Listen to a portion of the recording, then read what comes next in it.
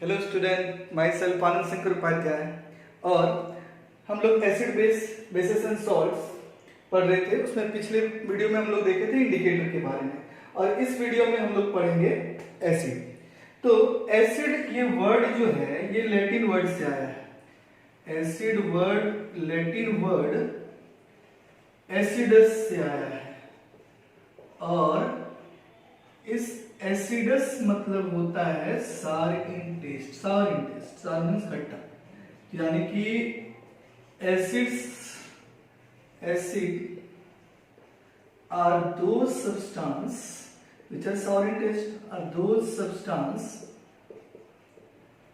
which are sour in taste, which are sour in taste. तो acid are दो substance which are sour in taste। तो जैसे कि citrus fruit हो गया, सिट्रस फ्रूट हो गया, विनेगर हो गया, विनेगर हो गया, कर्ड हो गया, ये सारा अगर हम इसको टेस्ट करेंगे तो ये सावर टेस्ट होगा। सावर टेस्ट इसीलिए होता है क्योंकि इसमें डिफरेंट एसिड्स प्रेजेंट होते हैं, यानी कि all acids are sour in taste, यानी generally all acids are sour in taste. तो ठीक है, ये तो जनरल प्रॉपर्टी हो गया एसिड का। तो हम और देखते हैं कि इसको ब्रॉडर वे में कैसे डिफाइन कर सकते हैं।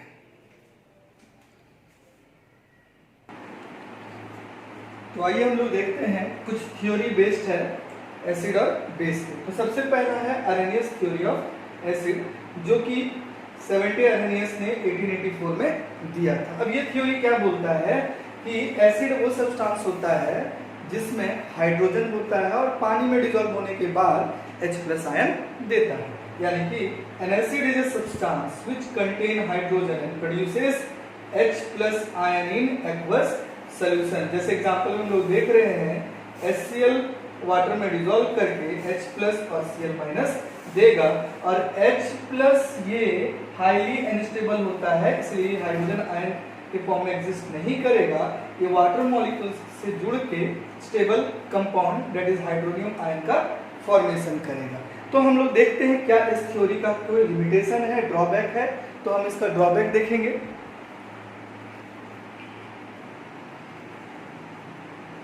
तो आइए हम लोग देखते हैं लिमिटेशन ऑफ अरेनियस थ्योरी। तो दो लिमिटेशन देखते हैं, और भी लिमिटेशन है।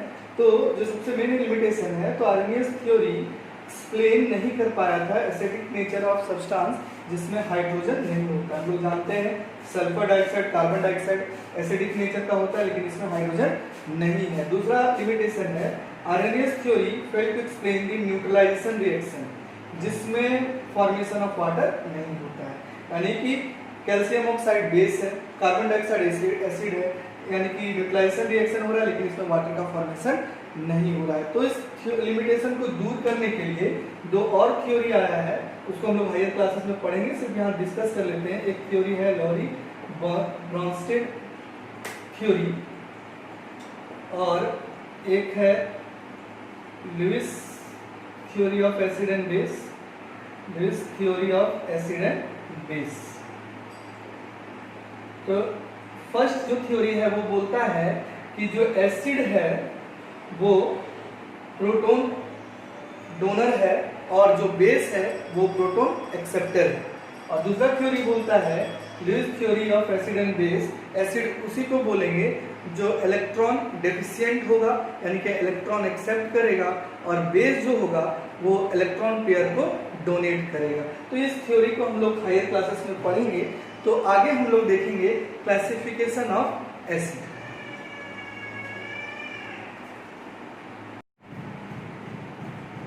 नेक्स्ट हम लोग देखते हैं क्लासिफिकेशन ऑफ एसिड। अलग अलग बेसिस पे हम लोग क्लासिफाई करेंगे। तो पहला है on the basis of source. तो सोर्स के बेसिस पे हम लोग एसिड को दो ग्रुप में बांटते हैं, ऑर्गेनिक एसिड और इनऑर्गेनिक एसिड। ऑर्गेनिक एसिड मतलब acid which are obtained from plants and animals। जो एसिड हम लोग प्लांट्स और एनिमल्स से ऑब्टेन करते हैं उसको ऑर्गेनिक एसिड बोलते हैं। जैसे कि सिट्रस फ्रूट, जैसे लेमन हो गया, ऑरेंज हो गया, वो सब में सिट्रिक एसिड होता है।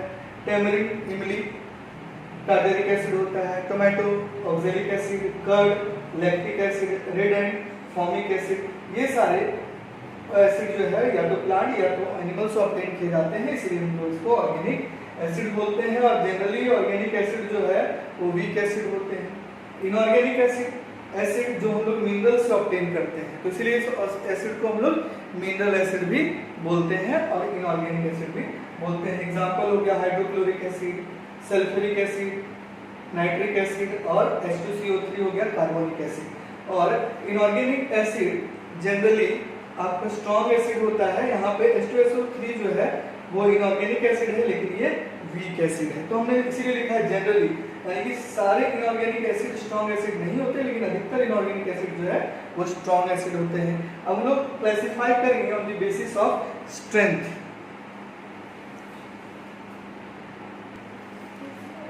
नेक्स्ट है classification of acid on the basis of strength.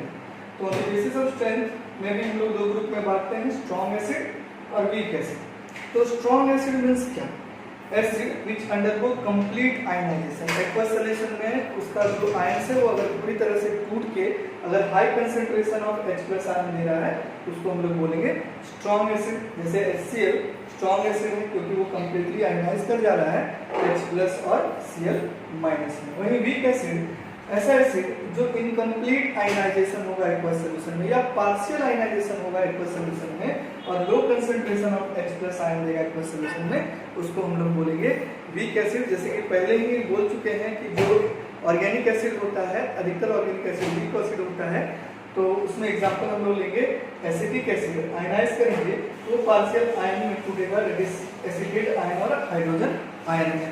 तो ऐसा नहीं कि हर ऑर्गेनिक एसिड जो है वो हर ऑर्गेनिक एसिड जो है वीक एसिड होता है, कुछ इनऑर्गेनिक एसिड भी है वो वीक एसिड है। जैसे कि कार्बोनिक एसिड, कार्बोनिक एसिड का पार्शियल डिसोसिएशन होगा एक्वस सॉल्यूशन में, तो इसको हम लोग बोलेंगे वीक एसिड।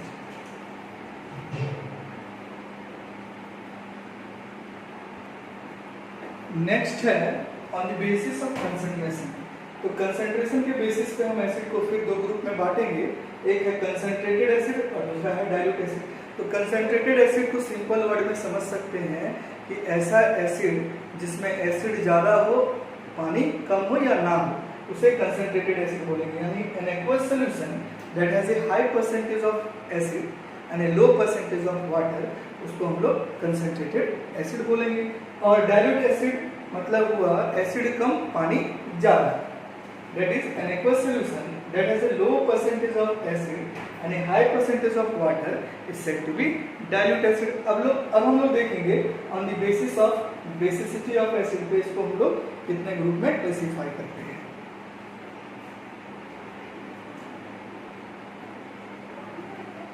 नेक्स्ट है on the basis of basicity।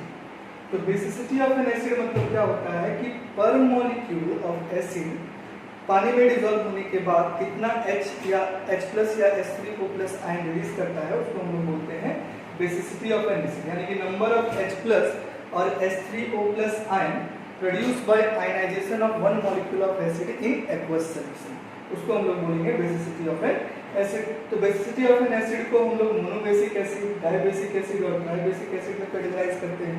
Monobasic acid मतलब 1 H+ आयन रिलीज करेगा पर मॉलिक्यूल ऑफ एसिड, और डाइबेसिक मतलब हुआ 2 H+ आयन रिलीज करेगा पर एसिड मॉलिक्यूल, और ट्राइबेसिक एसिड मतलब हुआ 3 H+ आयन रिलीजेस बाय पर acid molecules in aqueous solution. तो सबका एग्जांपल हम लोग देख लेते हैं। सबसे पहले है मोनोबेसिक एसिड, मोनोबेसिक एसिड। इसका एग्जांपल हम लोग देख लेते हैं। इसका एग्जांपल होगा HCl, HNO3, CH3, COOH और etc। तो एक इसमें हम लोग देख लेते हैं तोड़ के। HCl जो है वो एक्वस सॉल्यूशन में H+ और Cl- आयन में टूट जाएगा, यानी कि एक HCl मॉलिक्यूल एक H+ आयन दे रहा है कि इसका बेसिसिटी 1 हो जाएगा, तो उसको बोलेंगे मोनोबेसिक एसिड। दूसरा है डाइबेसिक एसिड, डाइबेसिक एसिड। तो डाइबेसिक एसिड में एग्जांपल हो जाएगा एग्जाम्पल हो जाएगा H2SO4 H2SO3 और ETC। तो डाइबेसिक एसिड हम लोग दो स्टेप में तोड़ के दिखाते हैं। तो H2SO4 एक्वस सॉल्यूशन में फर्स्ट स्टेप में हम लोग एक H प्लस को रिलीज कराएंगे तो HSO4 माइनस और H प्लस देगा और फिर फर्दर ये आयनाइज होगा, फर्दर आयनाइज होके ये दे देगा SO4 माइनस और H प्लस। अगर इसको हम सम अप करेंगे, नेट रिएक्शन लिखेंगे तो ये और ये कटेगा और ये हो जाएगा H2SO4 aqueous, it will release 2H plus ion, यानी कि एक H2SO4 2H प्लस आयन दे रहा है तो इसका बेसिसिटी 2 हो जाएगा और इसको हम लोग बोलेंगे डाइबेसिक एसिड। अब हम लोग देखते हैं ट्राइबेसिक एसिड का एग्जांपल। ट्राइबेसिक एसिड में हम लोग एग्जांपल देख लेते हैं H3PO4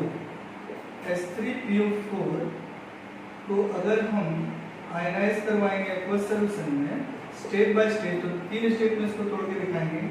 H2PO4 minus plus H plus और फिर फर्दर आयनाइज को करवाएंगे, फर्दर ये आयनाइज होगा H2PO4 माइनस, फर्दर आयनाइज करके ये HPO4 2 माइनस और H प्लस देगा और ये फिर लास्ट स्टेप में इसको तोड़ेंगे HPO4 2 माइनस एक्वस और ये टूट जाएगा PO4 3 माइनस और H प्लस। इसको हम लोग सम अप करके देखते हैं, नेट रिएक्शन लिखेंगे, ये रिएक्शन और ये रिएक्शन कट जाएगा, ये और ये कटेगा तो यानी कि इसको लिखेंगे H3PO4 एक्वस, एक H3PO4 का मॉलिक्यूल 3H प्लस आयन देगा, 3H प्लस आयन देगा, यानी कि इसका बेसिसिटी 3 है, तो इसको हम लोग ट्राइबेसिक एसिड बोलेंगे। तो इस तरह स्टेप वाइज तोड़ने में ये मकसद था कि हम लोग दिखाना चाह रहे थे कि ये जो फॉस्फोरिक एसिड है इससे हम लोग एक नॉर्मल सॉल्ट और 2 एसिडिक सॉल्ट बना सकते हैं। इसी तरह जो डाइबेसिक एसिड था उसमें एक नॉर्मल सॉल्ट और एक एसिडिक सॉल्ट हम लोग प्रिपेयर कर सकते थे। अब हम लोग फिजिकल प्रॉपर्टी देखेंगे एसिड का।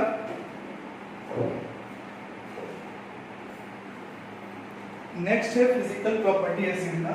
तो पहले भी हम लोग डिस्कस कर चुके हैं कि सारी टेस्ट होता है, कोरेसिव एक्शन होता है, अगर हमारे स्किन के कांटेक्ट में आया तो हमें बर्निंग सेंसेशन प्रोड्यूस करेगा और अगर ज़्यादा कंसंट्रेटेड एसिड है ClH2SO4 तो वो बर्न भी कॉज कर सकता है। फिर थर्ड है changes the colour of indicator. तो हम लोग पहले भी डिस्कस कर चुके थे कि ब्लू लिटमस को रेड कर देता है, फिनोल्फथालीन में कलरलेस होता है, मिथाइल ऑरेंज में वो मिथाइल ऑरेंज को रेड कलर में टर्न कर देता है।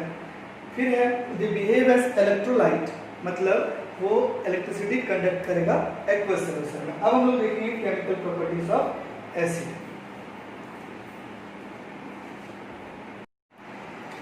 केमिकल प्रॉपर्टीज ऑफ एसिड में सबसे पहले हम लोग देखेंगे reaction of acid with active metal. Active metal क्या होता है? तो ऐसा मेटल जो रिएक्टिविटी सीरीज में हाइड्रोजन के ऊपर रहता है उसको हम लोग एक्टिव मेटल बोलते हैं। तो जितना भी एक्टिव मेटल जब डाइल्यूट एसिड के साथ रिएक्ट करेगा तो मेटल सॉल्ट और हाइड्रोजन गैस फॉर्म करेगा। तो हम यहाँ एग्जांपल देख सकते हैं कि जिंक सल्फ्यूरिक एसिड से रिएक्ट करने के बाद जिंक सल्फेट जो कि एक सॉल्ट है और हाइड्रोजन गैस दे रहा है। तो हाइड्रोजन गैस जो रिलीज हुआ है उसको हम आइडेंटिफाई करेंगे उसके पॉपिंग साउंड से, यानी कि कोई और भी ऐसा गैस नहीं है जो पॉपिंग साउंड देता है, सिर्फ हाइड्रोजन गैस ही पॉपिंग साउंड देता है। यानी कि हाइड्रोजन गैस के आइडेंटिफिकेशन के लिए हम उसका साउंड टेस्ट करेंगे। अगर हम बर्निंग स्प्लिंटर उस गैस के सामने लाएंगे तो पॉपिंग साउंड प्रोड्यूस करेगा। तो रिएक्टिविटी सीरीज के जैसे जैसे नीचे आते जाएगा मेटल वैसे ही उसका रिएक्टिविटी टुवर्ड्स एसिड घटते जाएगा। और हम लोग जानते हैं कि रिएक्टिविटी सीरीज में सबसे नीचे है प्लेटिनम, गोल्ड, सिल्वर, वो न ही डाइल्यूट एसिड के साथ रिएक्ट करेगा न ही कंसंट्रेटेड एसिड के साथ रिएक्ट करेगा।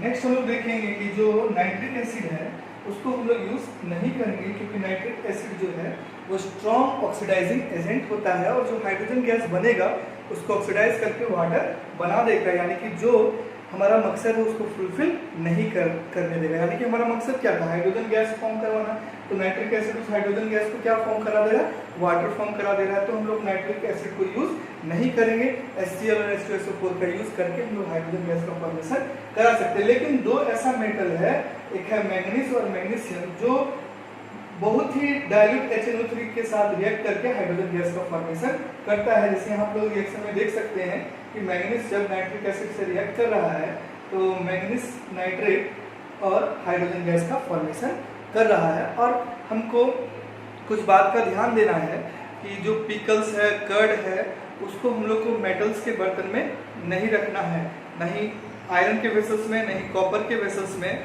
क्योंकि वो मेटल के साथ एसिड रिएक्ट करेगा और टॉक्सिक सब्सटेंस फॉर्म करेगा जो हमारे हेल्थ के लिए बहुत ही हार्मफुल होगा। नेक्स्ट हम लोग देखेंगे जो कि बहुत इंपॉर्टेंट रिएक्शन है, वो है reaction of acid with metal carbonate या मेटल बाइकार्बोनेट। और मेटल बाइकार्बोनेट को हम लोग मेटल हाइड्रोजन कार्बोनेट भी बोलते हैं।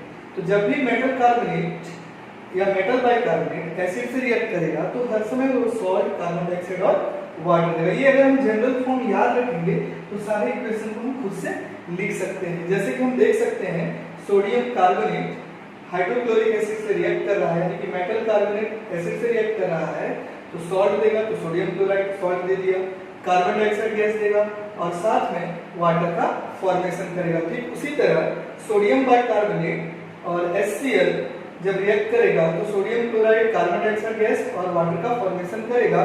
और हम लोग को ये जान के खुशी होना चाहिए कि जो सोडियम बाइकार्बोनेट है उसको हम बेकिंग सोडा बोलते हैं और ये एंटा एसिड का काम करता है। एंटा एसिड क्या होता है, वही चीज होता है जिसको अगर हम ज्यादा खा लें जिसके कारण हमारे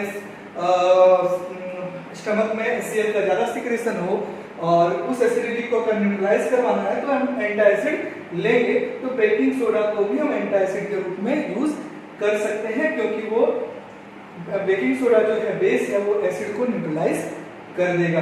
अब हम लोग देखेंगे कि जो कार्बन डाइऑक्साइड रिलीज हुआ है या जो गैस कार्बन डाइऑक्साइड फॉर्म हुआ है उसको हम आइडेंटिफाई कैसे करेंगे। तो दो आइडेंटिफिकेशन है कार्बन डाइऑक्साइड को का, तो हम लोग देखते हैं। तो जैसे कि जानते हैं कि जब एसिड मेटल कार्बोनेट या बाइकार्बोनेट से रिएक्ट करेगा तो ब्रिस्क एफरेवेरेंस गैस का प्रोड्यूस होगा। जो गैस होगा वो कार्बन डाइऑक्साइड होगा। तो गैस कार्बन डाइऑक्साइड है या नहीं है तो उसको आइडेंटिफाई करने के लिए हम क्या करेंगे, अगर जलता हुआ कैंडल या जलता हुआ कुछ चीज कार्बन डाइऑक्साइड के सामने लाएंगे तो कार्बन डाइऑक्साइड जो है वो जलता हुआ चीज को बुझा देगा। दूसरा क्या है कि वो लाइम वाटर को मिल्की टर्न कर देगा। तो लाइम वाटर क्या है, लाइम वाटर है calcium hydroxide CaOH whole twice, calcium hydroxide नाम है इसका और प्यार से हम लोग इसको बोलते हैं क्विक लाइम, सॉरी प्यार से बोलते हैं लाइम वाटर। और जब लाइम वाटर के थ्रू हम लोग कार्बन डाइऑक्साइड गैस को पास करवाएंगे तो ये एक इंसॉल्युबल प्रेसिपिटेट फॉर्म करेगा और इस इंसॉल्युबल प्रेसिपिटेट का नाम है कैल्शियम कार्बोनेट। इंसॉल्युबल प्रेसिपिटेट जो व्हाइट कलर का है इसका नाम है कैल्शियम कार्बोनेट और वो मिल्की टर्न हो जाता है। ठीक है, तो वो बात पूछता है कि why lime water turns milky. तो lime water turns milky due to the formation of insoluble calcium carbonate. अब इसमें हम लोग एक जादू कर सकते हैं कि अगर इसमें एक्सेस CO2 पास करवाएं, अगर इस सॉल्यूशन के थ्रू हम लोग एक्सेस CO2 पास करवाएं तो जो व्हाइट कलर है वो डिसअपीयर हो जाएगा और हमको क्लियर कैल्शियम क्लियर लिक्विड मिल जाएगा। वो क्लियर लिक्विड फॉर्म होगा due to the formation of soluble calcium bicarbonate. तो उसको भी हम लोग देख लेते हैं। अगर हम लोग एक्सेस CO2 को पास करवाएंगे लाइम वाटर के थ्रू लाइन वाटर के थ्रू, तो क्या होगा, जादू होगा, यानी कि मिल्कीनेस डिसअपीयर। मिल्कीनेस डिसअपीयर, क्यों डिसअपीयर वो भी देख लेते हैं। Due to the formation of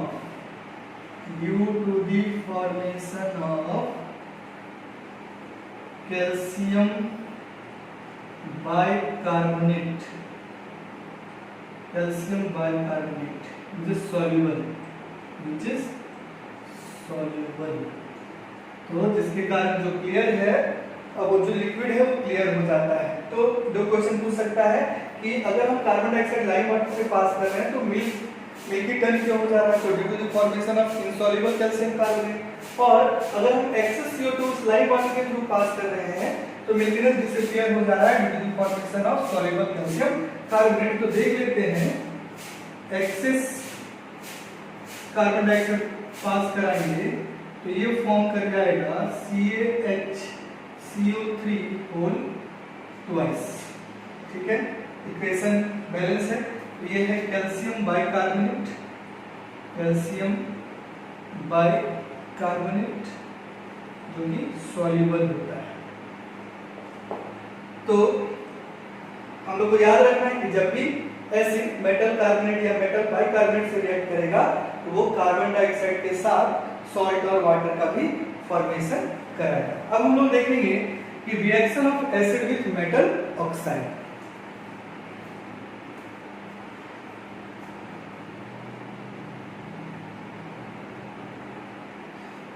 उससे पहले, उस रिएक्शन से पहले हम लोग कुछ चीज और देख लेते हैं, जैसे चॉक हो गया, मार्बल हो गया, लाइमस्टोन हो गया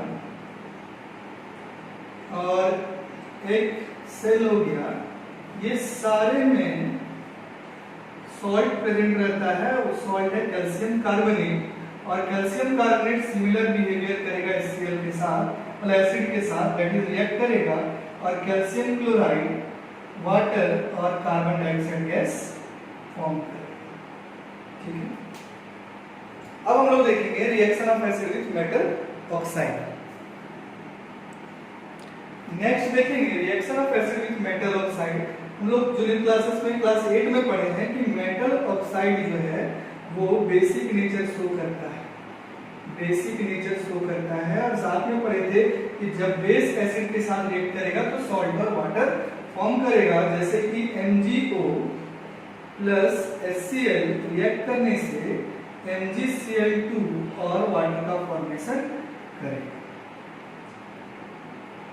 वाटर का फॉर्मेशन करेगा। मैग्नीशियम ऑक्साइड HCl देगा मैग्नीशियम क्लोराइड और वाटर। इसी तरह अगर हम कॉपर ऑक्साइड को HCl के साथ रिएक्ट करवाएं तो ये हमको मिलेगा CuCl2 प्लस H2O। बैलेंस कर लेते हैं कि कॉपर ऑक्साइड जब HCl से रिएक्ट करेगा तो salt that is copper chloride और वाटर का फॉर्मेशन करेगा। और नेक्स्ट रिएक्शन है हमारा reaction of acid with base. और हम लोग जानते ही हैं, 7 में भी पढ़े हैं, 8 में भी पढ़े हैं कि reaction of acid with base to give salt and water, उस रिएक्शन को हम लोग बोलते हैं न्यूट्रलाइजेशन रिएक्शन। नेक्स्ट हम लोग देखेंगे reaction of acid with base, and reaction of acid with base हम लोग बोलेंगे न्यूट्रलाइजेशन रिएक्शन। न्यूट्रलाइजेशन रिएक्शन पहले भी पढ़ चुके हैं, इससे पहले वाला चैप्टर में। Neutralisation reaction is a reaction between acid and base to form salt and water. तो एग्जांपल देख सकते हैं, NaOH बेस है, HCl एसिड है, रिएक्ट करेगा, NaCl बनाएगा, सोडियम क्लोराइड जो कि सॉल्ट है, टेबल सॉल्ट भी बोलते हैं इसको, और वाटर फॉर्म करेगा। ठीक उसी तरह magnesium hydroxide H2SO4 sulphuric acid के साथ रिएक्ट करेगा और मैग्नीशियम सल्फेट बनाएगा, साथ में वाटर देगा। तो अगर हमको जनरल फॉर्म याद है सारे केमिकल इक्वेशन का, रिएक्शन का, तो हम हर केमिकल इक्वेशन लिख सकते हैं। तो जनरल फॉर्म पे ज्यादा जोर देना है। और नेक्स्ट वीडियो में हम लोग देखेंगे कि बेस क्या है, और केमिकल प्रॉपर्टी बेस का देखेंगे, फिजिकल प्रॉपर्टी देखेंगे बेस का। उसके बाद हम लोग देखेंगे कि सारे बेस और एसिड में क्या कॉमन है। तो आज के लिए बस इतना ही, थैंक यू। तो नेक्स्ट वीडियो के लिए हमारे साथ बने रहें, और आपको हमारा वीडियो या हमारा ये एक्सप्लेनेशन कैसा लगा वो कमेंट बॉक्स में लिखना है ताकि हम और सुधार कर सकें। और अगर कोई डाउट है इससे रिलेटेड तो कमेंट बॉक्स में वो भी डालें, उस डाउट को मैं क्लियर करूँगा। और अगर आपको कोई नोट्स भी चाहिए तो आप वो नोट्स हमसे ले सकते हैं। मेरा व्हाट्सएप नंबर है 8969205607। इसमें आपको नोट्स प्रोवाइड हो जाएगा कोई भी चैप्टर का।